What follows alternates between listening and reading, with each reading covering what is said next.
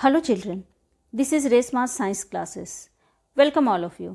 अगर आपने मेरे चैनल को अभी तक सब्सक्राइब नहीं किया है तो इसे जल्द से जल्द सब्सक्राइब करें और न्यू वीडियोस की नोटिफिकेशन पाने के लिए बेल आइकन को प्रेस करना ना भूलें।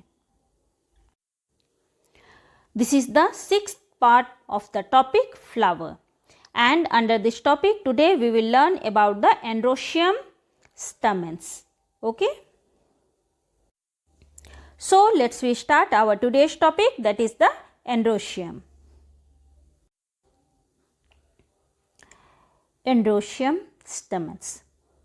It is the third or the male reproductive whole of the flower. It consists of stamens. Each stamen has two parts, filament and anther.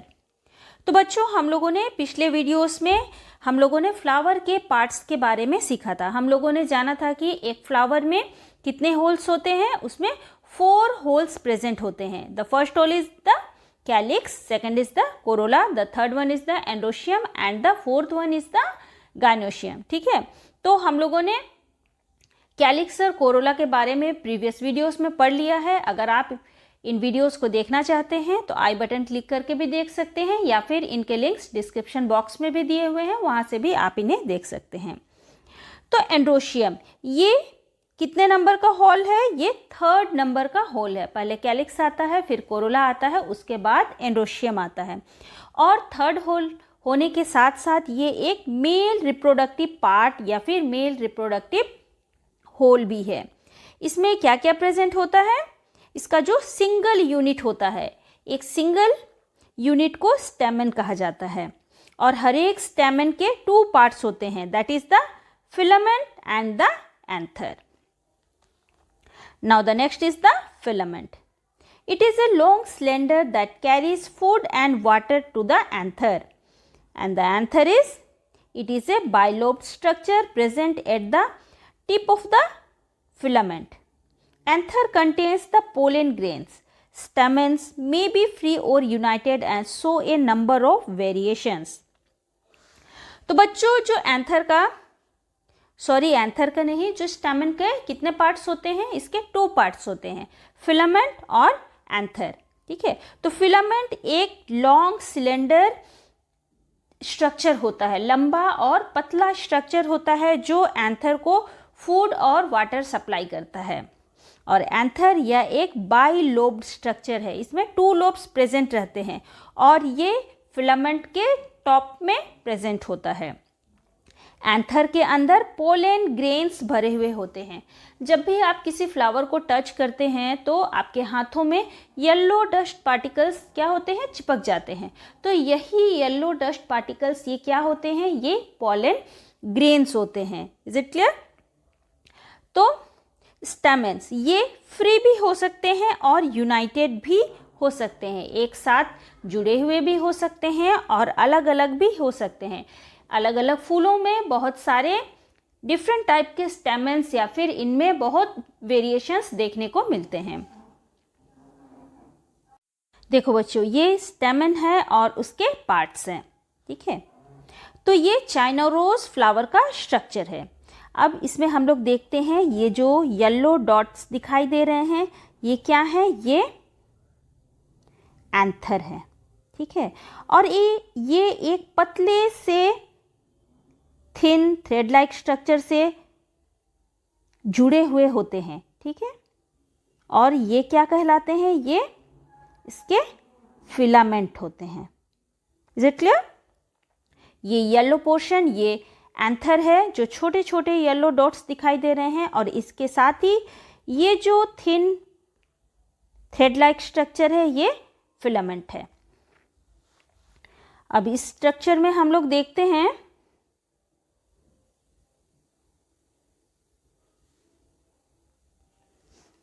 तो यहाँ देखो, यहाँ ये एक सिंगल स्टेमन है। ठीक है, ये इसका फिलामेंट है और ये एंथर है जो कि बाइलोब्ड है। इसमें 2 लोब्स इस तरह से प्रेजेंट है।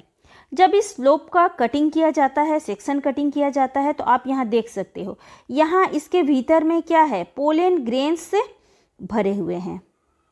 जब ये एंथर फट जाता है तो इसके पोलेन ग्रेन्स बाहर निकल जाते हैं। ठीक है।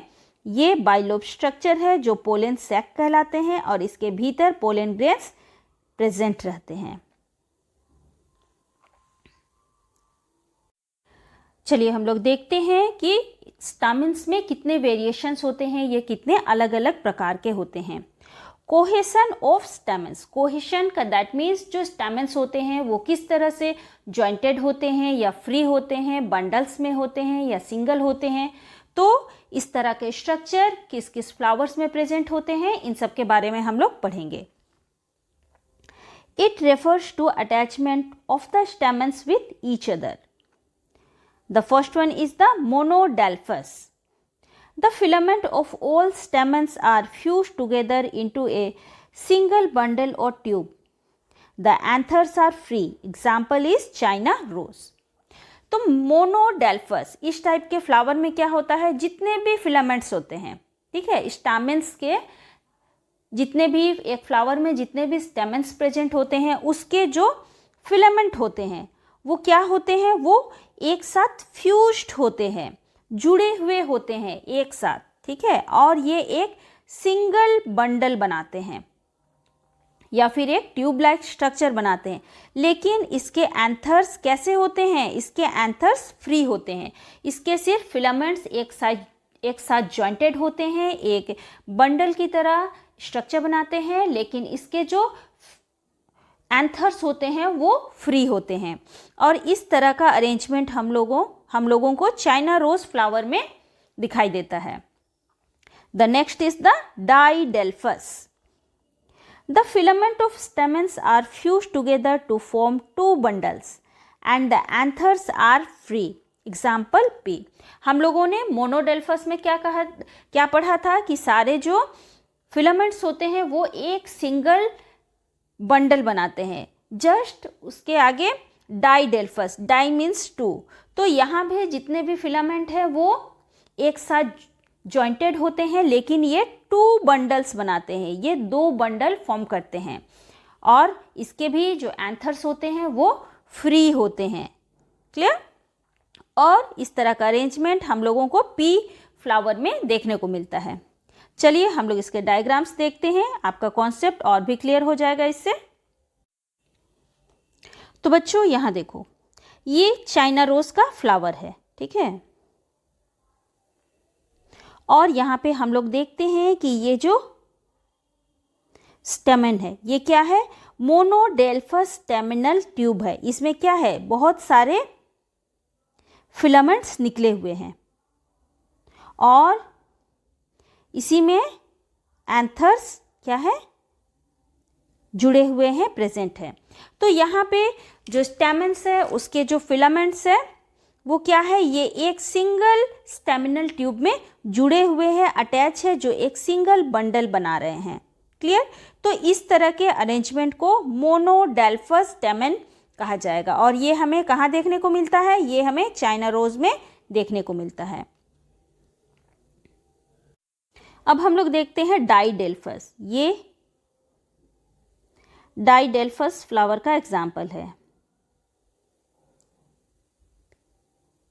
ठीक है, ये पी फ्लावर है, ठीक है। यहाँ पे आप देख सकते हो क्या है, यहाँ पे जो स्टेमेंस है ये क्या है, ये स्टेमेंस है, ये फ्यूज स्टेमेंस है, एक साथ अटैच हो गए हैं, एक साथ जुड़ के बंडल्स बना रहे हैं। लेकिन यहाँ पर 2 बंडल्स बन रहा है, ये एक बंडल है और ये अलग से एक और बंडल बना हुआ है, ठीक है। तो ये 2 बंडल्स के फॉर्म में अरेंज्ड हैं सारे फ्यूज स्टेमेंस। तो इस तरह के अरेंजमेंट को डाइडेल्फस स्टेमेंस कहा जाएगा और ये हमें देखने को मिलता है पी फ्लावर में। Is it clear? The third is the polyadelphous. The filaments are united to form more than 2 bundles and anthers are free. तो बच्चों पॉलीडेल्फस टाइप के फ्लावर में क्या होता है, इसके जो स्टेमेंस होते हैं, ठीक है, स्टेमेंस के जो फिलामेंट्स होते हैं ये एक साथ जॉइंटेड हो जाते हैं और मोर देन 2 बंडल्स बनाते हैं।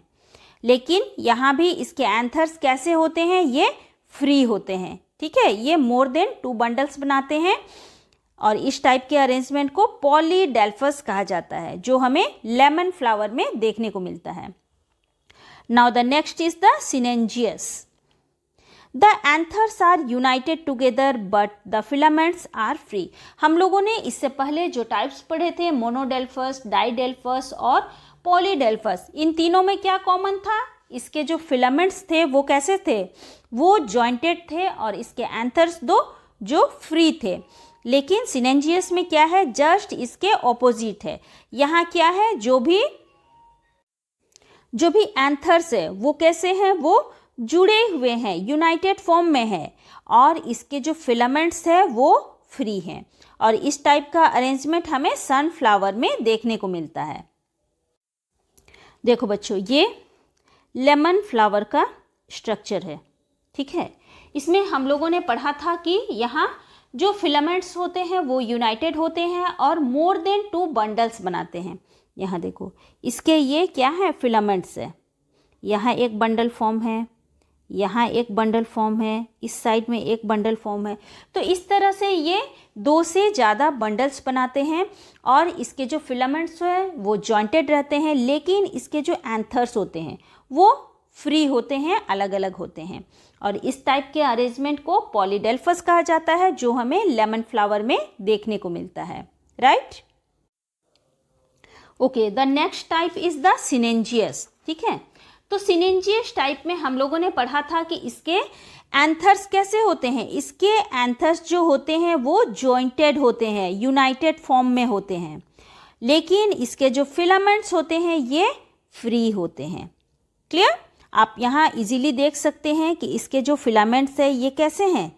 ये फ्री हैं, लेकिन इसके जो एंथर्स है वो कैसे हैं? एक साथ अटैच्ड है, जुड़े हुए हैं। Is it clear? और ये कौन सा टाइप है? ये सिनेंजियस टाइप है, जो हमें सनफ्लावर में देखने को मिलता है। Is it clear? Okay, now the next is the adhesion of stamens.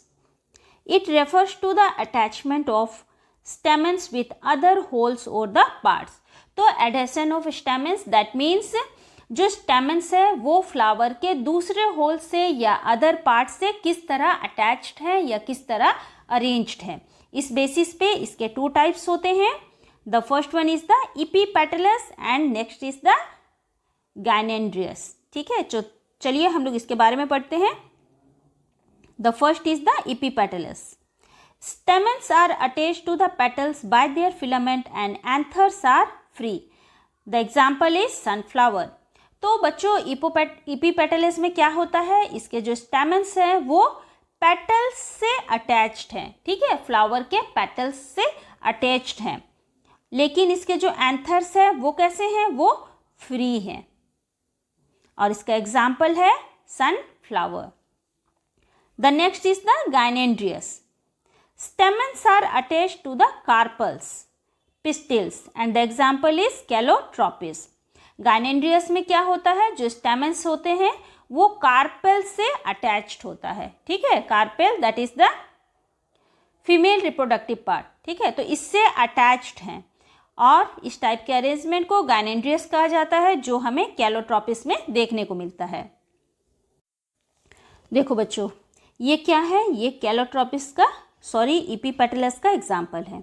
यहाँ आप लोग इजीली देख सकते हो कि फ्लावर का जो स्टेमेन है वो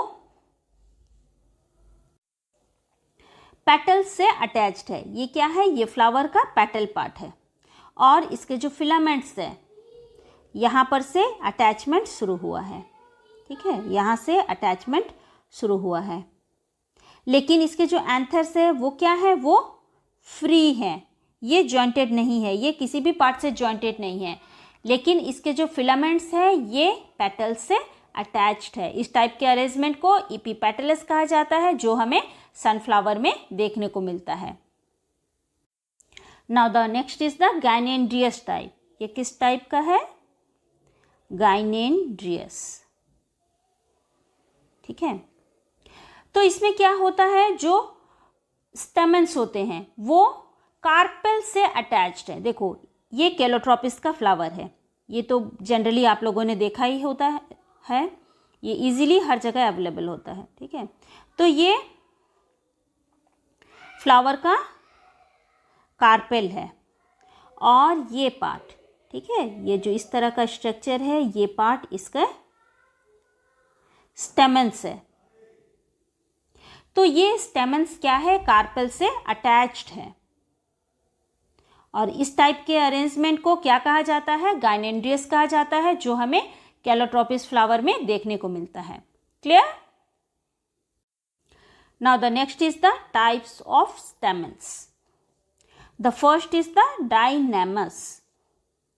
In this condition, there are 4 stamens, out of which 2 are with longer filaments and 2 with shorter filaments. The example is तुलसी।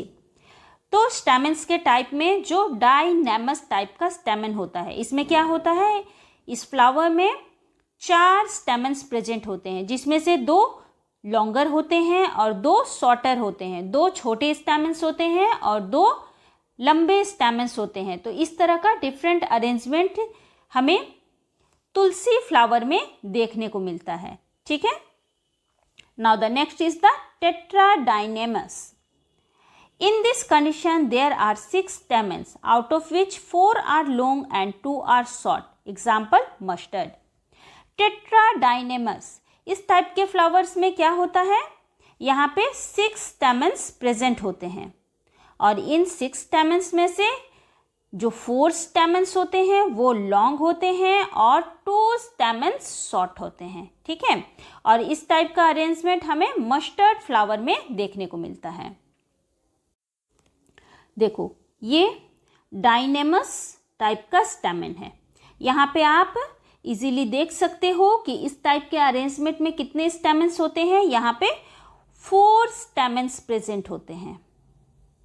इसमें से 2 लॉन्ग होते हैं, यहाँ पे आप देख सकते हो ये लॉन्ग वाला है ऊपर की ओर, ठीक है, और 2 कैसे होते हैं, शॉर्ट। ये जो नीचे दिया हुआ है ये शॉर्ट वाला है, ठीक है। तो 4 स्टेमन्स में से 2 छोटे होते हैं और 2 लंबे होते हैं या फिर बड़े होते हैं और इस टाइप का अरेंजमेंट डायनेमस कहलाता है, जो हमें तुलसी फ्लावर में देखने को मिलता है। Now the next is the tetradynamous, ठीक है।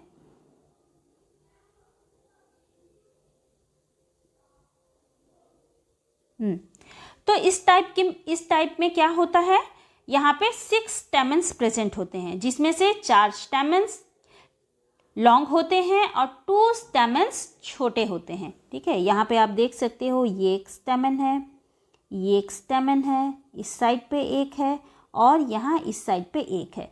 तो 4 स्टेमन्स कैसे हैं, ये लॉन्ग है और ये स्टेमन और ये स्टेमन, ये 2 स्टेमन किस टाइप के हैं, शॉर्ट हैं, ठीक है। 6 में से 4 लॉन्ग हुए और 2 शॉर्ट हुए और इस टाइप को टेट्राडाइनेमस कहा जाता है, जो हमें मस्टर्ड फ्लावर में देखने को मिलता है। Clear? Now the next is the pollen grains. Each anther contains 2 lobes and each lobe contains 2 pollen sacs. In all, there are 4 pollen sacs in which pollen grains are produced. Pollen grains are very minute, just like the dust particles. Each pollen grain is covered by 2 layers, that is the exine and intine. तो बच्चों pollen grain, ठीक है, ये pollen grain कहाँ present होता है, ये anther के अंदर प्रेजेंट होता है। एंथर, इसमें 2 लोब्स प्रेजेंट होते हैं, ये बाइलोब्ड होता है और हर एक लोब में 2 पोलन सैक प्रेजेंट होते हैं और इस तरह से 2 लोब्स में कितने पोलन सैक हो गए, 4 पोलन सैक्स हो गए और जिसके अंदर पोलन ग्रेन्स भरा हुआ होता है। ये पोलन ग्रेन्स होते हैं, ये बहुत ही माइन्यूट और जस्ट लाइक डस्ट पार्टिकल्स, ये बहुत ही छोटे और डस्ट के समान होते हैं और हर एक पोलन ग्रेन ये 2 लेयर्स से कवर्ड होता है और ये लेयर्स क्या क्या हैं, ये एक्साइन और इंटाइन हैं। चलिए हम लोग इसके बारे में पढ़ते हैं। Exine, it is the outer thick and tough layer often with spinous outgrowth. जो एक्साइन होता है, एक्साइन कैसा होता है, ये आउटर पार्ट है, ये पोलन ग्रेन का आउटर पार्ट है, ये थिक होता है और टफ होता है, ठीक है, ये सख्त होता है। और इसके साथ ही साथ इसमें स्पाइनस आउटग्रोथ होते हैं, स्पाइन के टाइप का उसमें स्ट्रक्चर प्रेजेंट होता है। Now the next is the intine. It is the thin and smooth layer inner to exine. जो इंटाइन होता है ये थिन होता है और स्मूथ होता है, सॉफ्ट होता है, और ये एक्साइन के भीतर प्रेजेंट होता है। मतलब जो एक्साइन होता है वो पोलन ग्रेन का आउटर पार्ट है और एक्साइन ये पोलन ग्रेन का इनर पार्ट है। Okay, when the pollen grain germinates, it is the intine that grows out into a tube called the pollen tube. The region where exine is thin or absent are called the germ pore. The pollen tube emerges out from this germ pore during the pollination. तो बच्चों, जब भी pollen grain germinate करता है तो क्या होता है, इसका जो इंटाइन होता है वो बाहर की तरफ बढ़ने लगता है और एक ट्यूब लाइक स्ट्रक्चर बनाता है जिसे पोलन ट्यूब कहा जाता है। और जहाँ पर भी एक्साइन थिन होता है या प्रेजेंट नहीं होता है, वो स्थान या वो जगह क्या कहलाती है, वो जर्म पोर कहलाती है। और जो पोलन ट्यूब है ये उसी जर्म पोर से बाहर निकलता है, ठीक है, पॉलिनेशन प्रोसेस में, ठीक है। यहाँ देखो बच्चों, ये पोलन ग्रेन का स्ट्रक्चर है, ठीक है। तो ये कैसा दिखलाई दे रहा है, एक बहुत छोटा सा माइन्यूट स्ट्रक्चर है और इसका जो आउटर लेयर है ये स्पाइनस है। देखो इसमें कितने स्पाइन्स प्रेजेंट है, ठीक है, ये स्पाइन्स है इसके। अगर हम लोग इसके लेयर्स को देखते हैं तो यहाँ देखो, यहाँ एक्साइन और इंटाइन क्लियरली दिखाई दे रहा है, ठीक है। ये जो बाहर का आउटर लेयर है ये कैसा है, ये थिक है, टफ है, ये एक्साइन है, आउटर लेयर है। और ये जो भीतर का लेयर है ये क्या है, ये इंटाइन है। इसके साथ ही साथ कहीं कहीं पे क्या है, एक्साइन एब्सेंट है या बहुत थिन है, तो इस जगह को जर्म पोर कहा जाता है। ये देखो, ये जर्म पोर है, ये जर्म पोर है, फिर यहाँ भी जर्म पोर है। तो बच्चों क्या होता है, जब भी जर्मिनेशन होता है, पोलन ग्रेन जब जर्मिनेट करता है तो इसका जो इंटाइन पार्ट है या फिर जो इनर लेयर है वो क्या करता है, वो ग्रो होता है, ठीक है। ये जो इंटाइन है ये ग्रो होता है, ये एक पोलन ट्यूब बनाता है, एक ट्यूब लाइक स्ट्रक्चर बनाता है। और ये कहाँ से बाहर होता है, ये जर्म पोर से बाहर की तरफ निकल जाता है, ठीक है। ये ग्रो होता है इस तरह से और यहाँ से ये एक ट्यूब लाइक स्ट्रक्चर बनाता है और इसे ही क्या कहा जाएगा, इसे ही पोलन ट्यूब कहा जाता है, ठीक है। और ये एक इंटाइन का पार्ट है और ये जर्म पोर से आउट होता है, क्लियर। ये कब होता है, ये पॉलिनेशन प्रोसेस में होता है,